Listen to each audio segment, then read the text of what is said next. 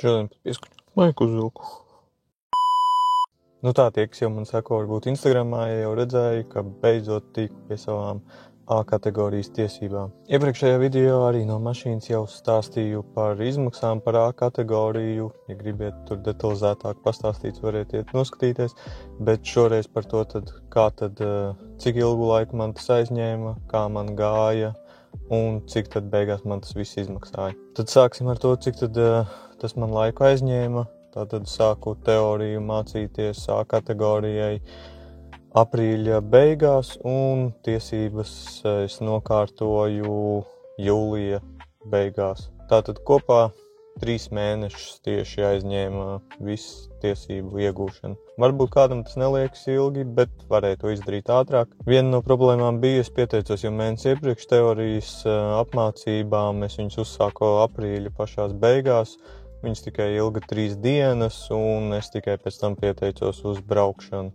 Un braukšanu es tiku tikai jūlijas sākumā, tātad man gandrīz 2 mēneši bija jāgaida līdz varēju uzsākt braukšanas, jo es pieteicos ļoti vēlu un daudz jau bija aizņemti laiki. Tāpēc, ja pieskaties teorijai, tad arī jau noskaidrojiet, kā ir ar braukšanām. Otra lieta, es savas braukšanas izbraucu, mani laida tālāk uz eksāmenu pieteikties, un Valmierā uz eksāmenu man bija jāgaida braukšanas 3 nedēļas. Cik dzirdēju, pat vēl pēc manis, kas pieteicās, tiem bija pat 4 nedēļas jāgaida. Tā kā ar to ir jārēķinās. Kā tad man vispār gāja? Nu, kā teicu, tātad uzsāk teoriju 3 dienas. Pēdējā dienā arī uzreiz nokārtoju skolas eksāmenu. Tad man bija pirmā palīdzība, tā ir 2 dienas. Tur beigās arī ir teorijas eksāmens un praktiskais, to arī nokārtoju. Uz pašu CSDD teorijas eksāmens tikai pēc jāņem aizgāju. To es nokārtoju ar vienu kļūdu.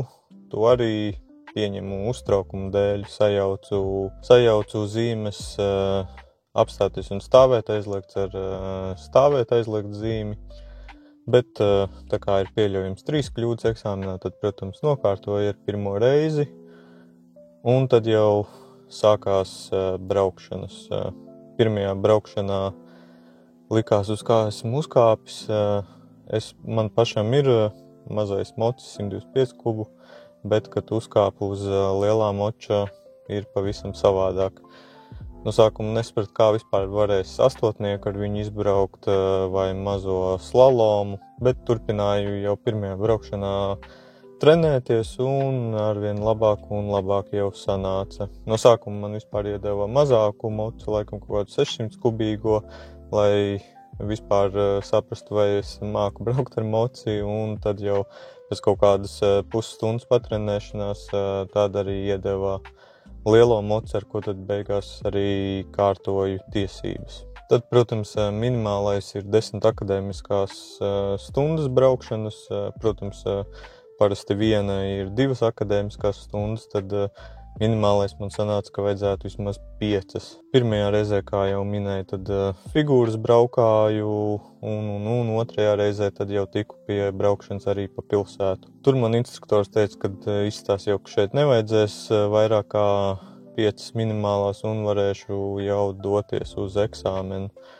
Protams, jāņem vērā, kad, kā jau arī minēju, man ir mazais mocis. Varat arī nostīties, manā kanālā ir mazs apskats par šo moci. Es jau braukāju arī pa vidu manām braukšanām un trenējos pa ielu satiksmē braukt. Protams, no sākuma vajadzēja dažas 1-2 braukšanas, lai instruktori izstāstītu visas trajektorijas un citas lietas, kas varbūt piemirsies, un tad jau varēja pats arī patstāvīgi patrenēties. Nu tā, nobraucu savas 5 minimālās braukšanas un pieteicos eksāmenam.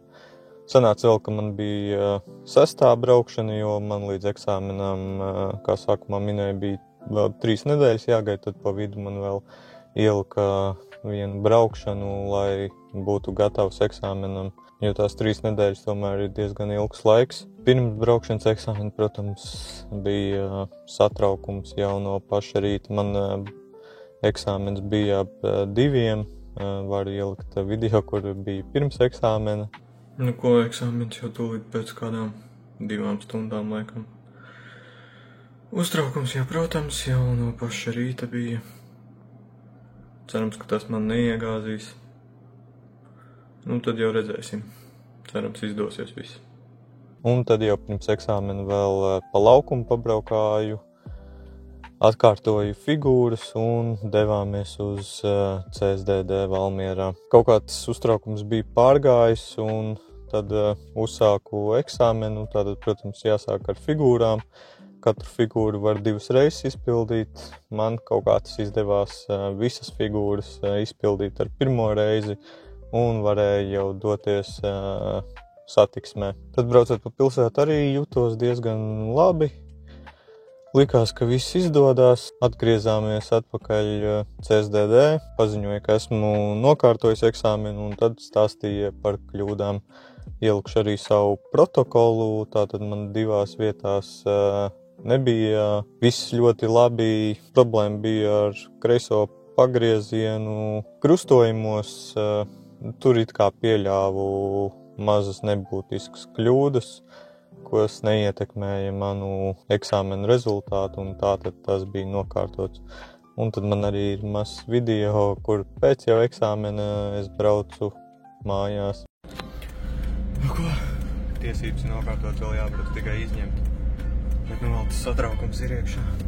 Bet nu tas ir izdarīts. Nu un tad pēdējais, kā jau minēju, cik tad man tas beigās izmaksāja.